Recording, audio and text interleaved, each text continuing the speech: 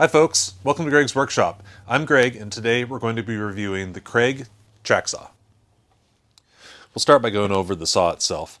It's a corded version. The cord is 12 feet long, which is a pretty good length. It seems like a lot of tools these days only have 6 or maybe 8 foot cords. It's a plunge saw, just like any other track saw. It takes a 6.5 inch blade. I'll start up here. We've got our angle gauge here, or miter gauge rather. So you can loosen this up, change the angle. Here we have the depth stop. You can see the little white line goes to wherever there. Max depth is a little bit over 2 inches.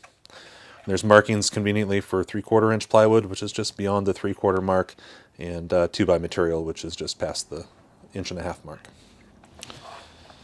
All the tools that you need to make adjustments or change blades are conveniently stored in the handle right here.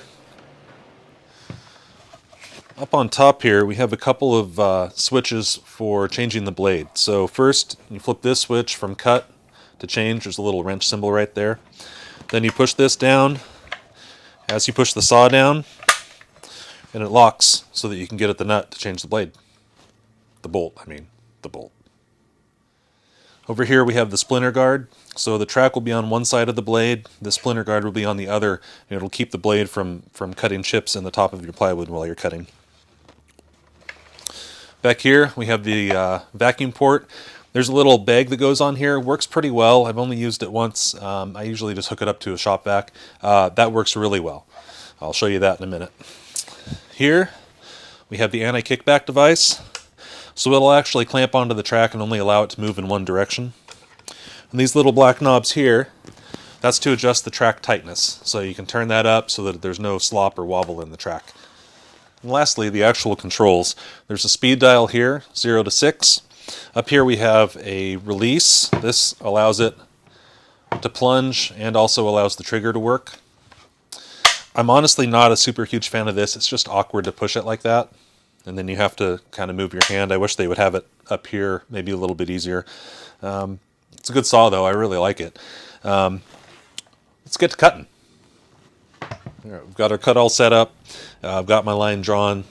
The track here is laid just an 1/8 of an inch to that side. Ideally, you would make this side your waist, but just the way that it works with the camera, that's not going to happen. So we'll make this cut. This is another project I'm going to be working on today anyway, so it's convenient. Back here I have shop vac hooked up. This is the Rockler Dust Right extendable hose. Works pretty well. Back here at the back of the track saw, there's this, or back of the track rather, there's this little plastic piece here. This theoretically allows the vacuum hose and the cord to run over and not get hung up. So that sometimes works, but we'll give it a shot and see how it goes. You'll notice the saw has a soft start feature. It takes 1 or 2 seconds to spool up to full speed. If you don't wait those 1 or 2 seconds before you plunge it and start cutting, the saw will just stop and you'll have to start over again.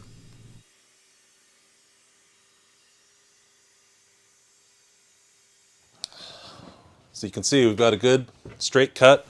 It's made right on the mark, right where I wanted it. You can see there's almost no dust, either up here or down on the floor. The dust collection on this saw is really, really great.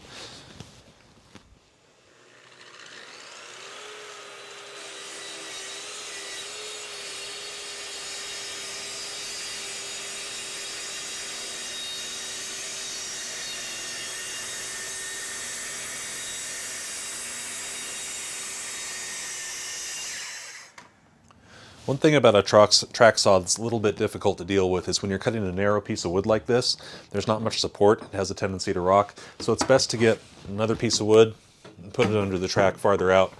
That way it'll be supported through the whole cut.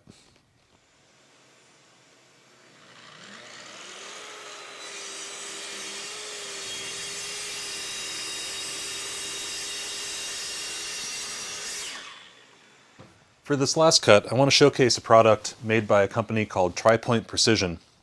It's this 3D printed plastic assembly that allows you to clamp a 12-inch Empire square onto here and use it as a square off the edge of your work. Kreg should make something like that. They do make some guides, but they don't make a square. I'm I think this was $35. The square is like $20 at Home Depot. Pretty good deal, works really well. You just make your mark, square it up, and cut.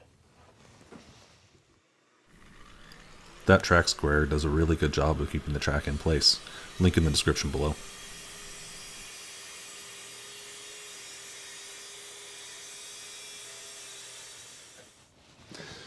Let's talk about some of the maybe not so great things. Really the only complaint I have about this saw is the bag. A lot of these saws come with cases. This comes with a nylon bag. It's a little thicker than normal. There's some foam in there to help it keep its shape, but in the end it's still just a bag. Since I'm a woodworker, I just went and made my own case. Sliding top on it, 1/2-inch MDO. Plenty of storage inside. Got the dust bag, spare in for the track because I got 2 pieces of track. Up front here, hard to see, I've got a storage spot for the track connectors. You can connect 2 pieces of track up to make one that's, what would it be, 124 inches long. That's long enough to diagonally cut corner to corner a 4x8 sheet of plywood. So what's my final verdict? I like it. I'm glad I purchased it. It's a little bit less expensive than most of the other track saws out there, unless you go really, really low end. Works great. The dust collection is really fantastic for a circular saw. It's just great. The track works well. The track's a little bit longer than the competitors. Downside, it has a cord. Heard people say that if you're going to have a hose, you might as well have a cord, except then you have to manage 2 things instead of 1. I'd rather have it cordless, but maybe Milwaukee will come up with a track saw soon. And what were those pieces I was cutting out anyway? What project was I working on? I'll show you. Concrete funnel. This goes into the forms for a stem wall. Makes it easier to get the concrete in without any spillage. If you've been following me on Instagram, you already know what this is for and you've probably seen it in use. If not, go ahead and head over to Instagram. I'm at Gregs_workshop. Otherwise, if you like the video, go ahead and subscribe to the channel, hit the thumbs up button, ring the bell to get notified of new videos every Saturday, including the one where I use this, and I'll see you next week on Greg's Workshop.